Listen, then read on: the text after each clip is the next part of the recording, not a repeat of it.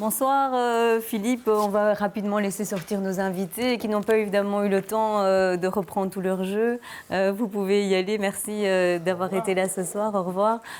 Bonsoir Philippe, Muriel. Bonsoir pour la chronique Nouveaux Médias. Alors vous nous présentez un blog, le blog d'une bruxelloise qui s'appelle Sophie Peters. Oui, et le nom du blog est un peu plus compliqué, c'est C'était au temps où Bruxelles bruxelait, comme disait Jacques Brel. Voilà.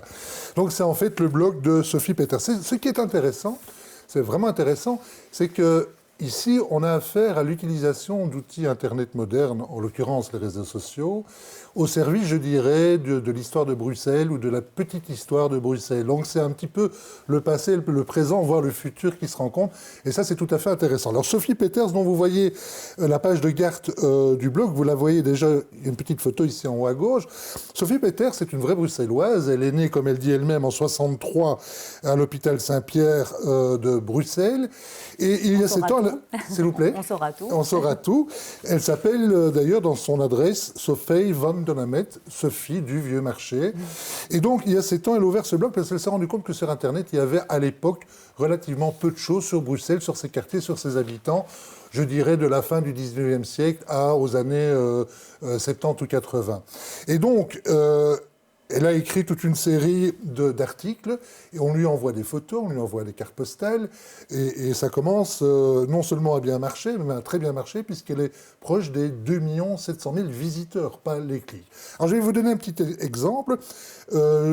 Parmi, on dirait, les articles les plus visités, c'est l'incendie de l'innovation. Donc je vais cliquer dessus, si je le retrouve.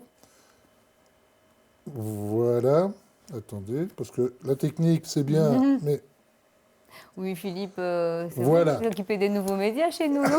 Bien justement, mais j'ai des gros doigts, donc parfois je tape à côté. Donc voici l'incendie de l'innovation, 22 mai 1967, 323 personnes ont perdu la vie. Il y a toute une série de photos, voilà, parfois inédites, parfois issues de la presse. Il y a d'autres articles qui parlent également de l'innovation et souvent des photos inédites prises par des gens dans la rue ce jour-là, donc c'est vraiment intéressant. Alors, quand on regarde ça, on a l'impression qu'il y a un travail d'archives très fouillé. Elle fait ça toute seule? Ah non, on ne fait pas ça toute seule. C'est ça qui est intéressant, c'est que de plus en plus, les internautes lui envoient des articles tout faits, ou des photos, ou des cartes postales, ou des anecdotes. D'ailleurs, une personne qui est très active sur ce blog, c'est Robert Dehon, qui est une personne retraitée.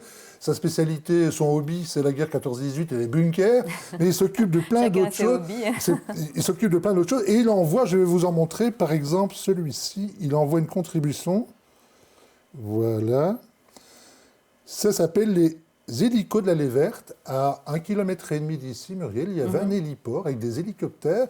La Sabena, d'où l'avenue d'Héliport. Voilà, d'où l'avenue d'Héliport, vous le voyez ici. La Sabena entendait comme ça relier Paris de manière beaucoup plus rapide. Je vais vous en montrer un dernier parce que je sais que vous aimez l'Expo 58 et donc rien que pour vous. Voilà, il y a toute une série de photos, des pavillons notamment détruits. Donc ce sont des photos assez rares. Okay. Voilà, la Belgique joyeuse, etc., etc. Eh bien, merci Philippe pour cette découverte. Rappelez-nous rapidement pour le nom du blog. Pour le trouver sur les moteurs de recherche, C'était au temps où Bruxelles bruxelait. Voilà, c'est facile à retenir. Il y a aussi un groupe Facebook. Voilà. Ok, très bien. Merci Philippe pour cette découverte.